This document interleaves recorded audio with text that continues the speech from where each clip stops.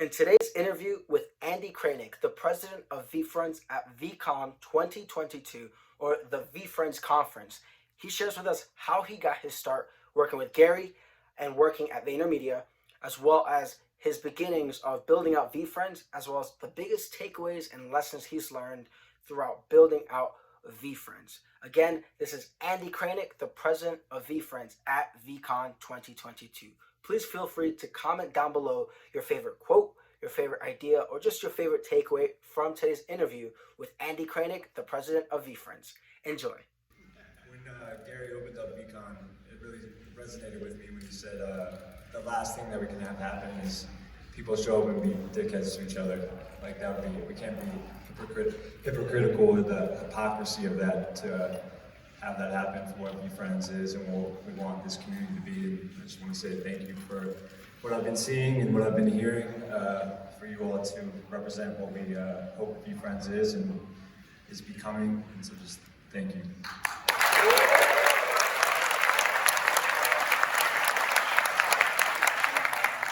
Okay, y'all, you know that you are all part of the VeeFriends community, but what we want to talk about today is a little bit about Andy, who I have to say is the most humble, selfless leader, and there's so much work that happens behind the scenes driven by Andy and his team. So we want to talk a little bit about you, Andy. So tell us about yourself, your personal life. Who is Andy Krainak? Who is Andy Krainak? He's ambitious, he's creative, he's excited about the future. I've worked with Gary for 9 years now, and knowing that I was going to be on stage, I tweeted some like random old things that have happened. I was looking at the text of Gary. There's a text where he sent me like, what do you think about VeeFriends.com? I was like, that sounds like a good name. That was in 2021. I tweeted Gary in 2013 and asked to work for free. He said yes. I'm grateful for that. Other than that, like, I really liked what Jim Quick said. He said, don't have a to-do list, have a to-be list. And I think that really resonates with me. Focus on your mindset. If you can stay happy and positive, empathetic, kind, patient, I think your to-do list is going to be taken care of. And so I cycle a lot, I do yoga, I try to exercise and stay healthy. And everything else is easy if you take care of that. Okay, but where are you from, Andy? See, he's always like giving value. Asking you a question is impossible. What's your childhood like? What'd you do for fun? Yeah, I was born in Albuquerque, New Mexico, and my mother and my 2 older brothers drove across the country to Northern Virginia, and that's where I was born and raised. And then every summer I would go back to Albuquerque to visit my father, and through that I learned like the differences in the states, and it made me want to travel a lot. That's when I studied abroad in Switzerland, and after that I coached basketball in China and taught English in Thailand, so I have a pretty good global context, and yeah. Pretty amazing, and I know you've been on the road with Gary plenty. So what's your favorite place that you've been, maybe recently? I know you travel a lot. Man, going to the Super Bowl in LA was amazing. That was such an awesome time. We got to go to Snoop Dogg's studio, ask him to come to VeeCon. There's a photo of D-Rock and I, and Snoop Dogg is maybe one of my favorite photos ever. That was awesome, and the stadium there was beautiful. And then right after that, I went to All-Star Weekend with Gary. I will remember that January, because right after that month, I knew I was not going to sleep for the next 3 months trying to do Series 2 in VeeCon. So that was a good preview. Amazing. And maybe tell a little bit more about how did you find out about Gary? What inspired you to tweet at him? And then a little bit about the journey y'all been on together. Sure. I went to Virginia Tech. There's a professor there named John Boyer. Shout out John Boyer. He has a wine course, and at that wine course, as part of the curriculum, we have to watch Gary's Wine Library TV videos. I remember I was at home, like you log into Blackboard, and it would be like, how does Gary describe this Chardonnay in episode 23? And at the time, I'm not a Jets fan. I wasn't super into wine, but that's what made me follow Gary on Twitter. And then, as I mentioned before, I traveled abroad and I started meeting all these digital nomads, people making money online. I'm like, okay, this is cool. So when I came home from that, I told my mom I wanted to be an entrepreneur. She's like, what the hell are you talking about, Andy? You need to apply to jobs. So I started applying to jobs, and literally one morning while I was applying to jobs, I saw Gary tweet. Well, I guess through that time I was trying to learn more about marketing, WordPress blogging, SEO, things of that nature, and then Gary started putting out videos. One of my favorite Gary videos ever, and I watched it just before I tweeted him, is a rant from the hip, head, and heart. He's on an airplane with a hoodie, and he just like pressed record and just like ranted for 9 minutes straight about how he's gonna build the biggest business in everyone's mouth. And and I just... And that's gonna be VeeFriends. I just saw it and I was like, man, I could work for this dude. And I believed in him, and I felt like I could show up and be myself, and he was someone that I could trust and build something with, hopefully. And he tweeted, what can I do for you? And someone said I was hungry. And then 5 minutes later, that dude responded with a photo of a cheeseburger. And I'm like, man, Gary's really responding to people. So I immediately just tweeted him a chance to work for free. And lo and behold, 2 seconds later, he responded, expand. And I said, I just want to prove myself. I'm young, hungry. And he said, email me. I emailed him. Well, first I'm like, oh shit, I gotta write the best email of my life. I gotta write it right now. So, and if I look, and I still have the email, and if I like read it right now, it's so cringeworthy, like I want to kill myself out. But I took a photo of myself at the end to like try and add another touch. And I remember my mom came home that day, she's asking like, how many resumes did you submit? How many jobs have you applied to?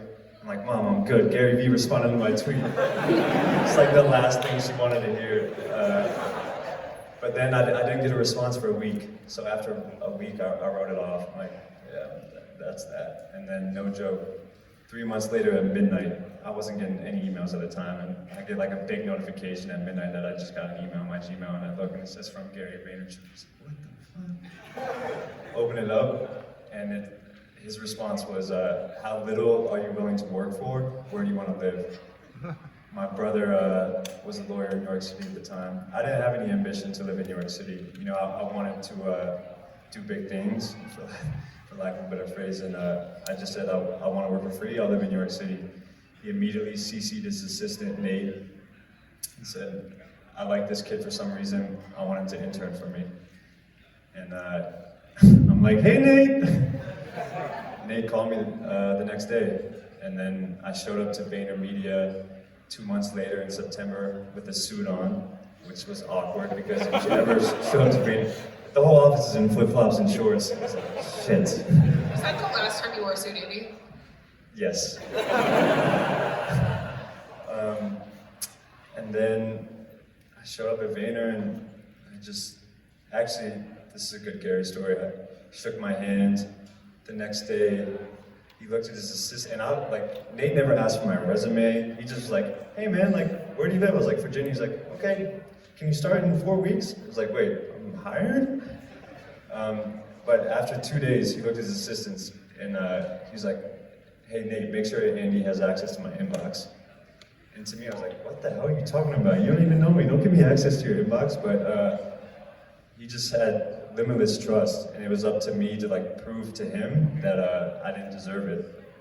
And after he said that, I just worked my ass off. I didn't leave the office. I tried to respond to every tweet humanly possible. My job at the time was to man a Twitter account called Jab Jab Jab Right Hook, and anyone that tweeted Gary, I would respond as the book and be like, hey Sam, it's Jab Jab Jab Right Hook, the book here. Have you heard of me? And people would be like, Gary, you're a fucking genius. Your book has a Twitter account. And so that's how my first skill set that I really developed was copywriting through that. Trying to think, how would a book respond on behalf of Gary? And then this was before Facebook ads came out. Then Facebook ads came out. There was 2 people at VaynerMedia that were running them at the time, and I just hung out with them as much as possible to really try and develop a skill set. So I learned Facebook ads. Gary would email maybe like 9 people at the company, like, hey, how do I get more YouTube subscribers? How do I get more Instagram followers, thinking about distribution. At the time, then D-Rock had joined, and I would always try to be one of the first people to respond to those emails. And he was like, all right, you can come back on my team full time. It was like 2014, worked for him for 8 years. Told him I wanted to do something a little different. December 2020, he said maybe we'll start a sneaker company. Like, that's cool. Then February, he FaceTimed me, he said we're gonna make an NFT company. I want you to be the president.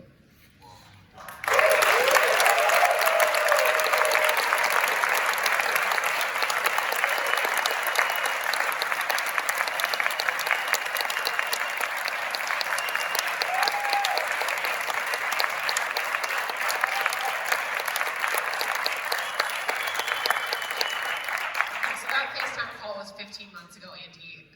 After that call, did you have any idea you'd be sitting in a room like this, surrounded by this incredible community who's here to hear you talk and share your insights? Gary controlled not just me, not just some of his closest friends, but a lot of people made fun of him when he said he was going to draw VeeFriends. You know, I have the utmost confidence and faith and belief in him, and I think a lot of people in this room did, and shout out the people that did it. Thankfully for you all, believe in him when he said he was going to do it, and you guys minted VeeFriends. But it was wild, like, when he was talking about VeeCon, and I've been thinking a lot about it when he was saying he was going to launch it, and that was VeeCon was always the underlying value of VeeFriends. He called Zach Nadler, shout out Zach Nadler, he's been a huge, huge part of putting on this conference. Should we do like a round of applause for Zach Nadler? Who all the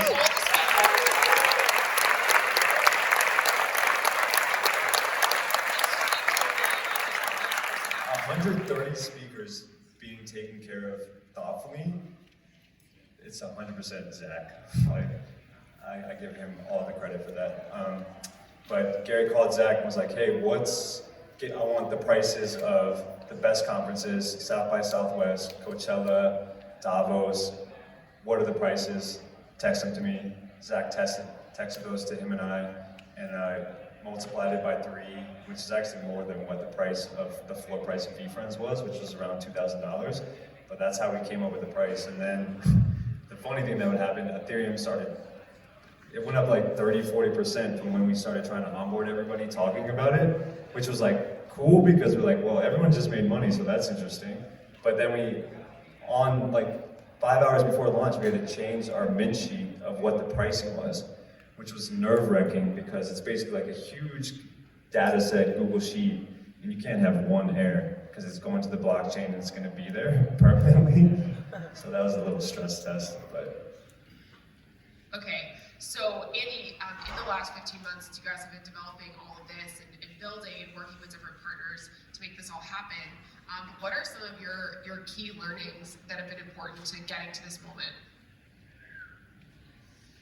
Testnet is very different than mainnet.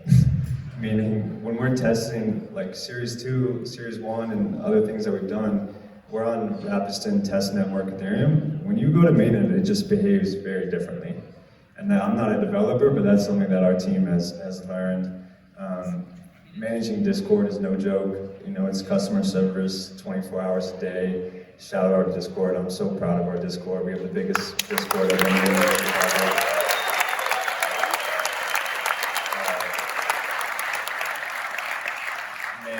Our head of community, she's giving a talk right now, which I'm super proud of her and our Discord team. But Discord is crazy. Gary's learned a lot too. I think that's what I'm most excited about, honestly, putting on VeeCon. And I mean, we've made over 200,000 NFTs in a year with book games combined. So much learning. Our team now is 22 people. I'm most excited about the learnings that we have over these last 12 months to just make this event better next year, provide more value to the community, and sort of pave the way. I mean, like the VeeCon app, people are giving us a lot of love, and all I'm thinking about the 7 things that would dramatically improve that app. I'm just excited for the future.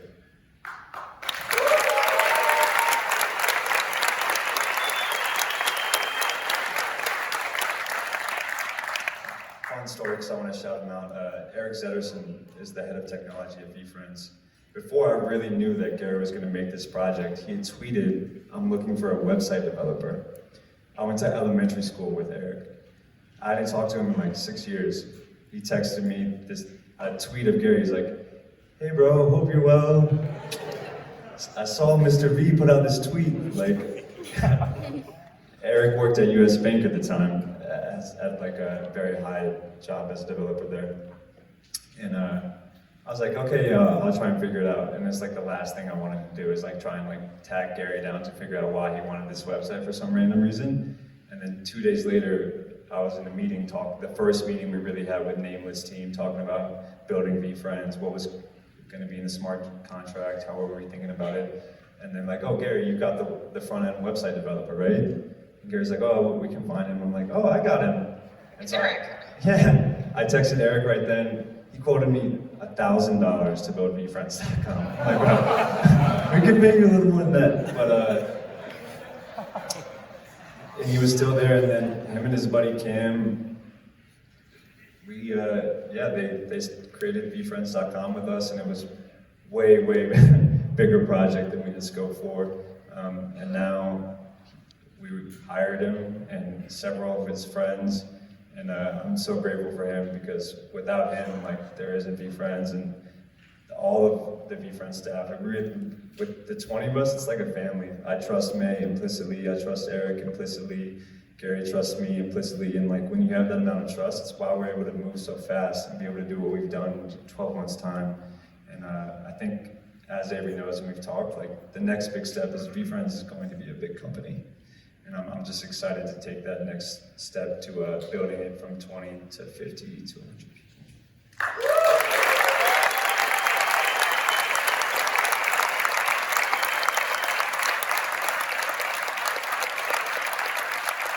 If you guys know anybody, you will see shortly across VeeFriends socials, we are going to have job applications.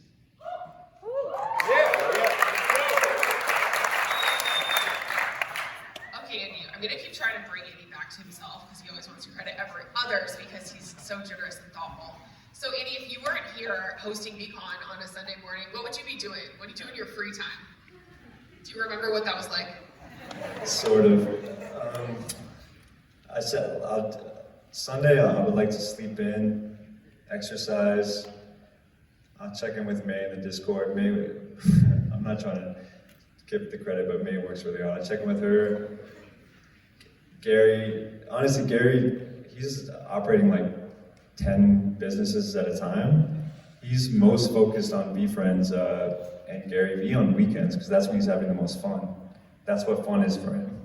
So like weekends can actually be GV time, text, brainstorm. Hey, I have a really good idea. FaceTime. I'm like, okay. Yeah, I've got a big idea. These come in a lot. Huge idea. You're like, oh shit, buckle up. Yeah, but like I said, it's just trying to take care of myself, and then I love to, on Sundays, make sure that I'm set up to have a really good Monday, make sure that I know what I want to tell the team, what we're going to do in our stand-up and check-in. Cool. And Andy, how did you get into NFTs, and what's your NFT journey been like? I know you've got quite a nice collection yourself. How do you look for projects? How did you start learning about crypto? Was this your first crypto thing? Tell us about that. Gary FaceTimed me and like 2 other people during COVID, like end of January 2021. He's like, guys, crypto punks. And he's like giggling a little bit. And I'm like, yo, what are you talking about? It's like, you should buy a crypto punk. And when he was talking about sports cards, like, Andy, you should really buy sports cards. I was like, I just didn't see it. And then I would travel with him in Australia. This is after like 5-6 months of him talking about buying sports cards. In a way that he hadn't, like, looked me dead in my face. He's like, Andy, please buy sports cards. And so I did. I didn't buy a LeBron James rookie until later, but I bought some cards, and it was a good investment. And I had wished that I had listened to him earlier. And when he said buy a CryptoPunk, I didn't even ask any questions. I just said, okay. Honestly, I didn't have any of the capital, and after that FaceTime at like 10 p.m. at night, I hung up the phone. I was staying with my mom during COVID, and I knocked on her bedroom door, She's like coming in, I'm like, Mom, can you loan me $20,000? She's like, what for? I'm like, a crypto pump. I showed her the image, she's like, what the hell are you talking about, man? My brother, he's like, I'm not gonna do it. He's like, I think you're probably right, but I'm not gonna do it. But shout out my mom, she lent me $20,000. Like,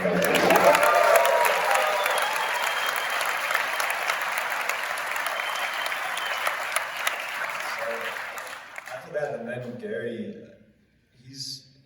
he'll focus in on things, but I had never seen, basically from February 2021 until we launched VeeFriends, I had never seen him so focused on one singular thing. He had cleared his calendar to like essentially only talk to people in the crypto space and OGs and NFTs and just listening and listening and listening. And it was after like watching 3 weeks of him only taking time to do that, I was like, something's fucking happening. Like, and that's when I just started trying to learn as much as possible. I tried to consume as many podcasts as I could. I was watching YouTube videos about like very basic stuff, like what is the blockchain? And then since then, I think it's been fun to personally collect NFTs. And I know we talked a little bit backstage, and people ask me all the time about VeeFriends, like what's your favorite character? I think VeeFriends is fun because every character almost has its own floor price, you know, and like a lot of projects has one floor price, VeeFriends has like 283 floor prices. And I think overall it's just like, if you find a project or an artist or creator that you really like, it's just watching and monitoring and like taking time and being patient, and people misprice things all the time, you know, and I think it's having the patience and understanding of like why you believe in that artist or that creator or that entrepreneur, and then just looking for the moment to strike.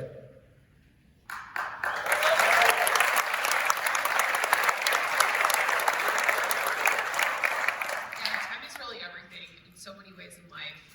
So beyond VeeFriends, what was your first NFT that you collected? Did you start with Top Shot, or the CryptoPunk was the first? CryptoPunk was the first NFT I bought. Not fucking around. Okay, Andy. So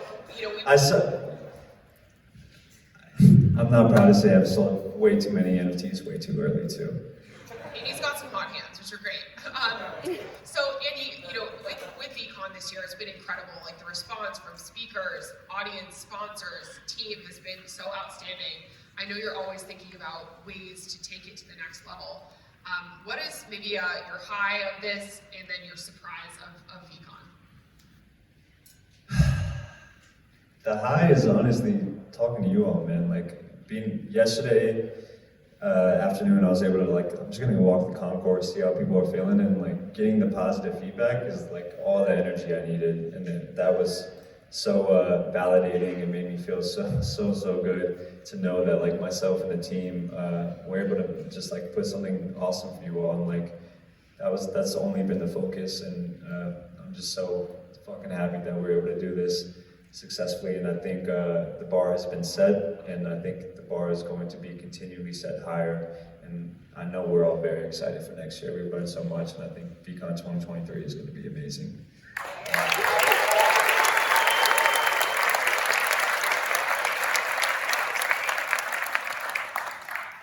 There was definitely a couple fires. It honestly wasn't that big of a deal, but like the Thursday 12:30 p.m. text that TLC has COVID and they're not gonna be able to make VeeCon was a fun one. Like, hey Gary, we don't have a headliner for Friday. We're going back and forth, and shout out Wyclef. I thought he did an amazing job.